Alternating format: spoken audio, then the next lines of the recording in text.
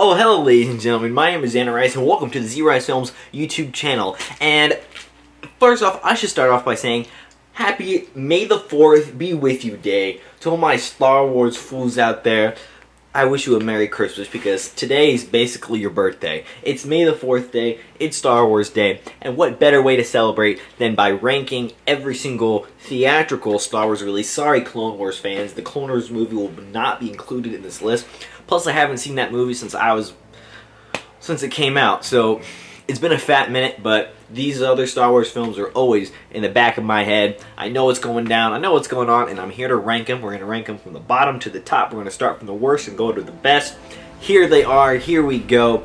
Before, I should start off by saying, if you like movies and you like movie videos like this, watching people rank their favorite stuff, we make a lot of movies here on this YouTube channel. We just had one come out yesterday. It's called Trapped. It has nothing to do with Star Wars, and it's not sci-fi related at all. It's actually more of an experimental art film. So if you're into that sort of thing, which you could be, link is in the description, or you can just check out my last video I uploaded. Anyways, let's get down to it. Number 11 is Star Wars: The Rise of Skywalker. I think I'm just going to put the posters right here. Rise of Skywalker. Why is this number 11? Why is this my least favorite film? Well, it's because it sucks, okay? Watching it in the theater, I was kind of... See, here's the thing. When you first watch a movie in the theater, or you just watch the first movie in general, your opinion can be different from when you watched a second or a third or a fourth time. Maybe sometimes you watch a movie and you're like, I didn't really get it. You watch it a second time. Oh, I got it. Maybe you watched a movie the first time. I loved it. You watched it again. Why did I like that so much? People's change. People's minds change. People's ideas and people's thoughts. People's opinions change. My first opinion of this when it came out was, I kind of like it. It's not that bad. It's not great. Some things are kind of weird. Some things are kind of off. But at least it's better than The Last Jedi. And that was my main pinpoint with it. At least it's better than The Last Jedi. However, I've watched it since then, since it came out in the big screen. Maybe it was the hype surrounding it, or maybe I was just dumber than a box of rocks at the time, but I do not like this movie, like, at all, really. Like, there's so much to pinpoint, there's so much to pick apart. Spoiler alert for this video, there's probably going to be some minor spoilers, but it's Star Wars. I mean, if you haven't seen them, why are you watching this video? Go subscribe to Disney Plus. I'm not subscribed to Disney Plus, but you can. Rise of Skywalker. There's just so much that's... Oh my god. There's so much to pick apart. I feel like I would even have to make like a breakdown video because there's just so much shit in this movie. There's lots of garbage. J.J. Abrams... I don't know. It's an abysmal film, man. This film review video is not going off to a great start when I can't even describe why I hate The Rise of Skywalker so much. It's just... I don't know, everything about it is so fundamentally wrong and not Star Wars. From the way that Luke comes back as a Force ghost and says, here, Jedi's weapon should be treated with more respect. From the way Han Solo is like a memory vision Force ghost, but really it's just there to get Harrison Ford in the movie and he can cash a quick paycheck. From the way that Kylo Ren just suddenly dies in the final act after kissing Rey out of nowhere. They had mutual respect for each other, but I didn't really see that much of a spark. That's just me. From the way that they were fighting on the side of a ship, where's the gravity at the final act? From the way that Rey Skywalker is the most overpowered OP character of all time. She wields 2 blades and defeats Palpatine. Palpatine is back for some reason. Is he a clone? I don't know. He's just back, and we're supposed to accept that after we saw him blow up into smithereens in episode 6. God. There's just so much. So much that doesn't make sense. So much that is never answered. What did Finn have to say to Rey? I don't know. What was the point of showing Chewbacca get blown up in the sky and then having him appear 5 minutes later in the film alive? I don't know. What was the point of wiping C-3PO's memory and then him just getting it back later? I don't know. God, there's so fucking much. Okay. Is that the first F-bomb I've dropped on this? No, there's been other F-bombs on this channel. Sorry, we used to be a very PG-friendly family channel, but I don't care anymore. Number 10, Solo, a Star Wars story. This one's kind of a placeholder film for me. I've seen it once in theaters, and I didn't really care for it. I thought it was kind of boring. Not very memorable. I don't really care to go back and watch it again. I do remember Childish Gambino as Lando Calrissian. He did a pretty good job, and I remember there was going to be some sort of Lando Calrissian movie or TV show that was supposed to come out of that, but that never happened, so oh well. Kind of a forgettable one, if you ask me. Number 9, I went with The Last Jedi. So when it came out, I actually liked it. Again, I liked it. Watched it again, I don't like it. Watch it again, I'm okay with it, and I think that's where I'm at right now. I'm just okay with it. It's not my favorite Star Wars movie. If you were to say, Xander, put on a Star Wars movie, let's watch Star Wars, I would not put on The Last Jedi. It's not something I'd show somebody first getting into Star Wars, and it's not something I just watch by my lonesome. You know, I can put on any of the original trilogy any single day of the week. Just put it on, you're going to have a good time. I don't really get a whole lot of enjoyment out of Last Jedi. Sure, it subverts expectations, and it looks pretty, and it looks nice. It has some okay performances in it, but it's just kind of there. Okay, number 8, I went with Star Wars Episode 1: The Phantom Menace. Now, this one I think it's shat on by too many people, and we gotta appreciate it a little bit more. Okay, it was the first Star Wars film in like what, 15 years, was it? Yeah, it was a long time, and of course people's hyped expectation level was over 9,000. It was so high. It was like the expectation for Avengers Endgame, okay, at that point. One of the highest grossing movies of all time, Phantom Menace. The hype around it was insane. The Star Wars fandom was at its very peak with the Phantom Menace, and of course people were going to be let down, because when the hype level is that high, the only way to go is down. So Phantom Menace, it did not meet people's expectations, and people to this day don't really care about it. I don't think it's extremely bad. If you go back and watch it, okay? For all of you Phantom Menace haters out there, when was the last time you've actually seen the Phantom Menace? I've seen it recently. I think it's pretty good, from Anakin growing up as a young boy to, you know, as we see in the later films, he progresses, and I don't know. Jar Jar's pretty funny. He's got some good moments in there. He's not the funniest, but he's not bad, guys. The actor who's played Jar Jar was receiving like death threats and stuff because his performance was awful. Guys, I was trying to say is the hate is not needed for this film. That's all I'm saying. Justice for Phantom Menace. That's all I'm saying. Number 7, we're going with Star Wars Episode 7. Look at that. The Force Awakens. Now, you see, I actually kind of like this movie. If it wasn't for the subsequent sequels that came out and kind of ruined the lore that this film was trying to build up, I would probably like it even more. I think The Force Awakens is a great first chapter in a supposed new saga, new trilogy, new beginning for Star Wars, and it really sets up things very well. The only drawbacks, I think, is that it's a little too similar to other Star Wars movies. It's pretty much play-by-play A New Hope with the whole, oh, there's a Death Star and oh, we gotta blow it up. I get that they're trying to call back to things and make it familiar for an audience who hasn't really been well adjusted to Star Wars in a very long time, and I know that Disney and Kathleen Kennedy or whatever, they're not too fond of the prequels, and at that point in time the fans weren't too fond of the prequels either. Only until after all these films started coming out that people had more of an appreciation for the prequels, and that just wasn't there when The Force Awakens came out. So they had their fans, I'm being one of them. As you can see, 2 of the prequel films I haven't announced yet are higher up on this list. So I get it, like, they wanted to do something that's familiar and bring the old fans back. So why not copy A New Hope and just change the little things and make it a little different, and so you think it's a different film. And in my opinion, it works. Sometimes it doesn't. I think Force Awakens is pretty good. It's enjoyable, I might say. There's a lot of new characters, new interesting characters. Finn was awesome. This is the best movie that Finn was portrayed in.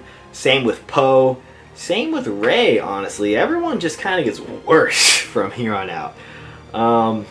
Except for Kylo. I think Kylo's always been kind of interesting in every single film.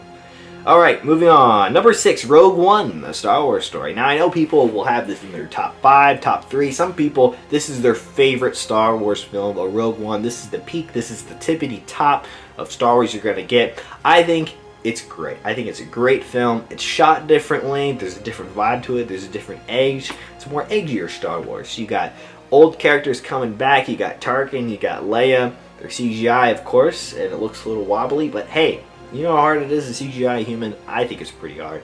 With AI and everything now, I'm sure it's easier, but back in 2016, times change. Times change fast. So, hey, give them a break, okay? Plus, they got consent from the actors and all that, so it's fine. But this film in general, you know, from Donnie Yen to Felicity Jones, is that her name? Who plays the main character? Felicity Jones? Am I getting that right? I don't know. Anyways, I love Donnie Yen though. I'm a big Donnie Yen fan. Ip Man and all that.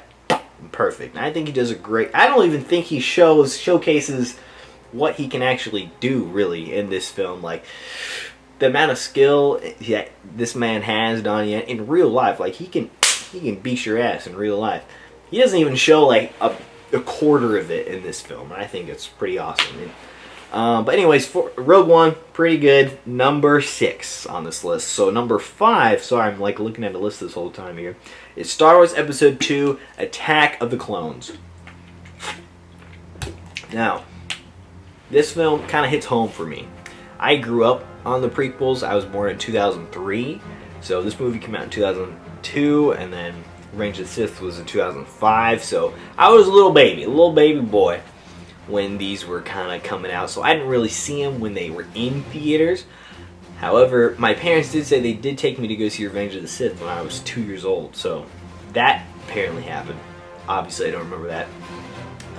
So it was a couple of years after, you know, these films were released that I got to see them, you know, when I was like 4, 5, 6, 7. And I would watch these over and over and over again, and Attack of the Clones was one of the ones that's just ingrained in my brain. You know, from all of the droid stuff and Count Dooku and the giant epic finale of the battle scene at the end with all the Jedi coming together. Oh my god, I can just shit myself watching that over and over again. It's bloody awesome.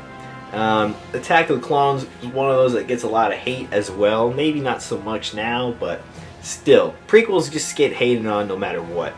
But I like it. I love it. Again, I think it's a generational thing. People who grew up in the 70s and 80s are of course going to love the prequels. I mean, the original trilogy the most.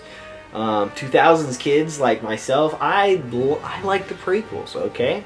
What can I say? Alright. Which brings me to our next film, number 4, Episode 3, Revenge of the Sith. Now, number 4... this is a strong... okay, so from 4 to 1, they're all strong contenders to be number 1. So basically from this film right here to the other 3 we're gonna talk about, they all, in my mind, can be number 1. So this is like all number 1, okay? And I say Revenge of the Sith can be number 1 because it is one of the most epic, one of the most emotional, one of the most insane movies I have ever seen. Revenge of the Sith is just an epic masterpiece of an action film. So much is going on, so much drama. Every Star Wars character that you can think of is in it. It's the rise of Darth Vader. It's the fall of the Jedi. It's everything you want and more. It's such an operatic extravaganza. And Revenge of the Sith is something... one of those films I can put on any day, and of course it also includes the greatest lightsaber battle of all time, in my opinion. Anakin versus Obi-Wan. It doesn't get much better than that. They tried again in the Obi-Wan show. Nothing can top this fight. I'm sorry, guys. I'm sorry. So yeah, number 4 is Revenge of the Sith. Number 3, I went with A New Hope. Again, all these are kind of number 1 to me. They're all the best, but if I had to put them in order, number 3 would be A New Hope. This is the classic. This is that set the bar high. I mean, it's hard to talk about. Like, what more can be said about the original trilogy? Obviously, the original trilogy here is my last 3 I'm going to talk about. But what can be said about A New Hope? Alec Guinness's amazing performance as Obi-Wan Kenobi, old Ben Kenobi. Shut up, Bone. What else can be said? I'm trying to think. Like, it's okay. It's a perfect film, beginning to end. There's a bit of that soft edge indie filmmaking to it. There's something rough and rowdy about it, where they're basically exploring into the unknown. It was uncharted territory for a massive blockbuster like this. They didn't know it was going to become a massive blockbuster. All the actors thought this was just going to be some lazy B-movie sci-fi nonsense because of what was around them. I mean, look at the sets. They're not extravagant. Look at the dialogue. It might seem weird talking like that when, you know, George put pen to paper, but it came out well, and look at it now. Alright, number 2 is The Empire Strikes Back. This was my number 1 for a very, very long time. I think in my older years, my adult years, this is probably still my favorite Star Wars film. It has everything from Hoth to... all I can think of is Hoth right now. I just love the whole opening Hoth scene, and all the way to when the AT-AT or AT-AT walkers are fighting, and there's a giant Hoth battle. Luke is swinging from the AT-AT. Luke gets his hand chopped off. We get the famous "I'm your father" scene. We get Yoda's debut, chilling in the swamp. Man, now that I'm thinking about it now, goddamn, maybe this is my favorite Star Wars movie. I might have to change this list around, but number 1, and this was my favorite as a kid, and this is why I put it number 1. Number 1 is Return of the Jedi. I think I've seen Return of the Jedi more than any other Star Wars movie, if I'm going to be honest. I've probably seen Return of the Jedi 100 times. From Endor to Jabba the Hutt to the final battle between Darth and Luke. I think, in my opinion, this is a 10 out of 10. Perfect movie. Return of the Jedi is fun for the whole family. I get that some people don't like it because it's too fun, too lighthearted. But hey, these are kids' movies. George Lucas said himself, these movies are for children. That's why he made them. He wanted something that children and, you know, something that the whole family could enjoy as well. But mostly kids, you know? And who doesn't love Wicket, the Ewok? He's just so cute and cuddly and friendly. How do you not like him? I don't know. Anyways, folks, that is 11 to 1. My ranking, my definitive ranking of all the Star Wars films. I hope you enjoy. I hope you like. And I've actually done a whole lot of these ranking videos in the past before. I've ranked, what have I ranked? Ghostbusters, Indiana Jones, so many, and I'll put a link to the playlist in the description. Here I'm going to rattle off some upcoming projects I have. If you're a subscriber to the channel, you know I do a lot of vlogs, and the 100th vlog is coming out soon, so check that out. Once again, check out our latest film we just put out, Trap. If you like stunts, craziness, crazy stuff, pranks, jackass style stuff, we made a new movie called Dumb Warfare, End of the Road. Brand new feature-length film stunt spectacular that you can watch today. Follow me on Instagram at ZRice Films. Check out our website, ZRiceFilms.com. Buy our merch on that website, and so many more things that you can do to help support us here at ZRice Films. We're going on almost 10 years here on YouTube. That comes in July, and yeah. Anyways, folks, my name is ZRice. Hope you like, hope you enjoy, and hope you stick around for some more. Good night.